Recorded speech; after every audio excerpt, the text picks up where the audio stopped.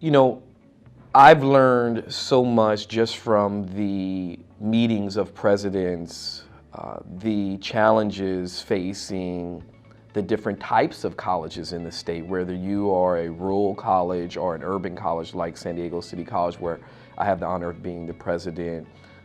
And so as we enter this new phase of the history of California community colleges with the student-centered funding formula, there's so much to learn about the impact of the formula on the 72 different districts in the state. You know, even though we have this state system, I've learned by going to the league meetings that all 72 districts are different and have their own unique challenges that frankly require the state of California to adequately fund our community colleges. I frankly learned that the community college system in the state is the lowest funded of any system of education in the state, and I learned that at CCLC, but not, you know, and I knew that, but to learn the data points that the UC is funded at approximately $33,000 per FTE.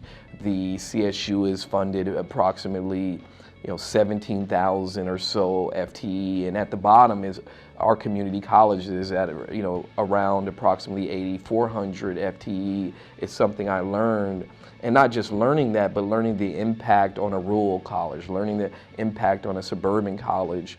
Also learned some of the challenges we're facing with transfer students and how the University of California and CSU are impacted.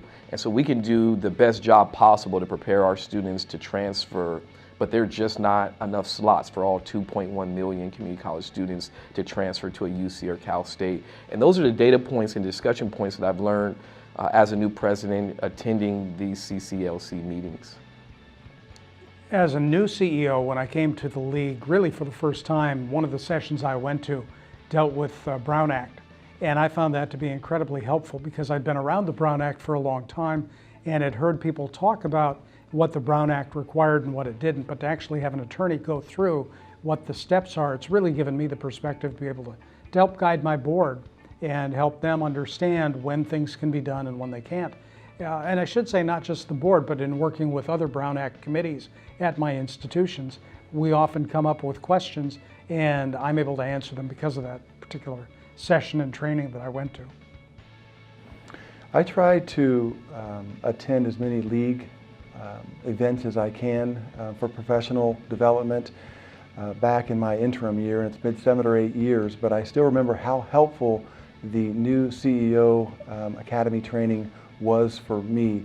Everything from budget to boardsmanship is covered in that first morning of the CCLC conference, and it was just a fabulous resource for me. Well, when you go to a league-sponsored event, you'll hear from people like Carole or Diane Van Hook, or even my good friend Keith Curry in Compton.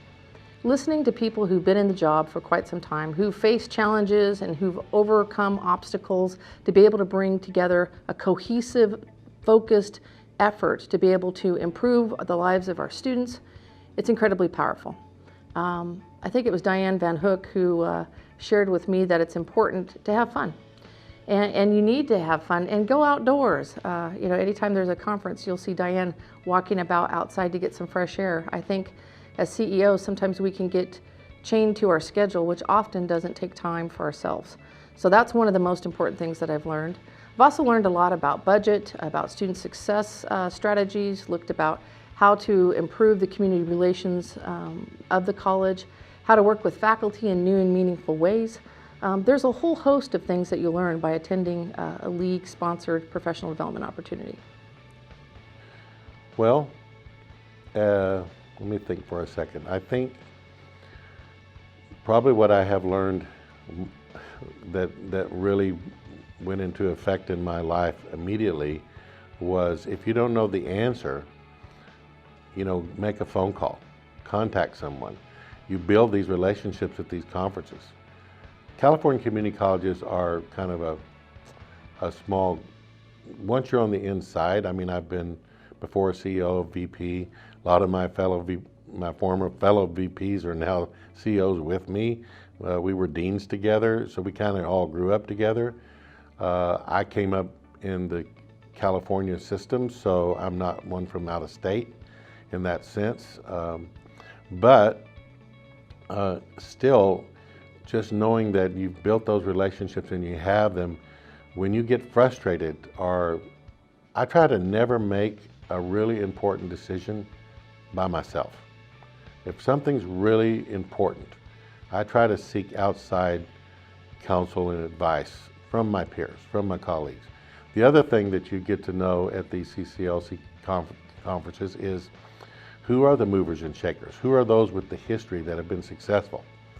And you figure out who those people are, and you learn to make friends with them if you don't know them already, and then you call on them. And there's key people in the state that are still around, thank God, and they are there. And it's very comforting to know that if I really get in a tight spot, I can call someone who I know has been through this kind of thing before. One of the most valuable things that I learned at a CEO conference such as this is how to go about advocacy at the state level and at the national level.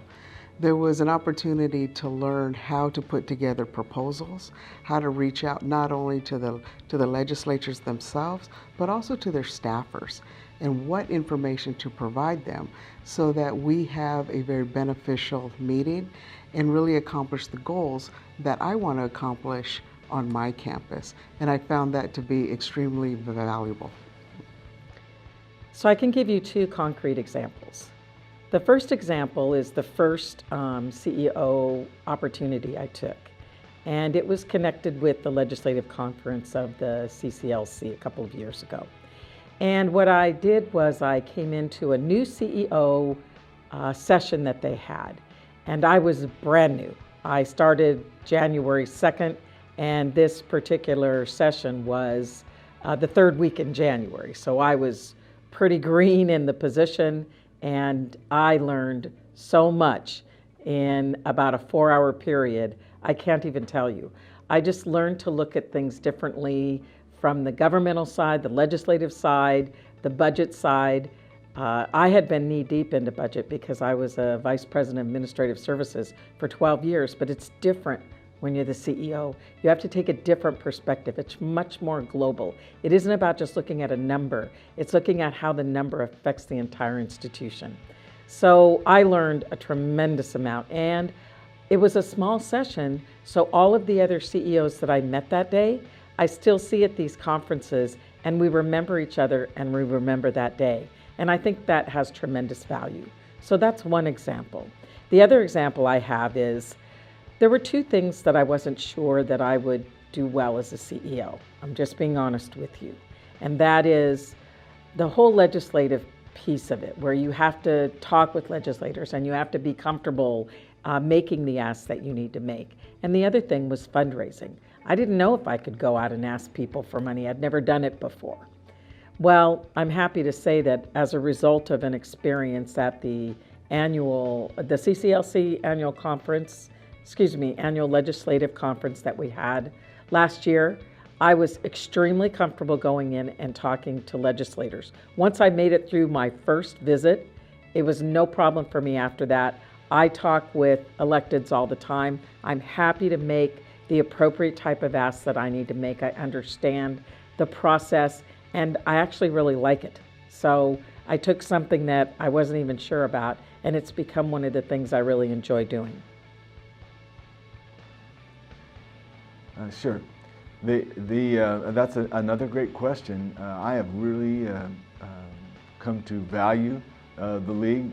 All the sessions, but if I can go back to Don Burz's suggestion, what he told me when I first started attending league conferences, which was probably 15 years ago, Don said, you need to find some trusted colleagues that are going through the same things you're going through and sit with them. And that's probably the most valuable thing about going to these conferences, is finding colleagues and people that you trust and that you can share what's going on. And I found that to be most valuable, the connections. And as I walk around this conference, I run into people that I have been having meetings with for probably the last 15 years, and it's made a great difference being able to talk with someone else, and we don't often get together to do that. So to me, that's the most valuable thing. I know that probably goes against a little bit of the getting to all these sessions, and there's certainly a ton of information you can get from different sessions and the keynote speakers, but I think the relationships with fellow people that are on the same path that you are on has been the most valuable.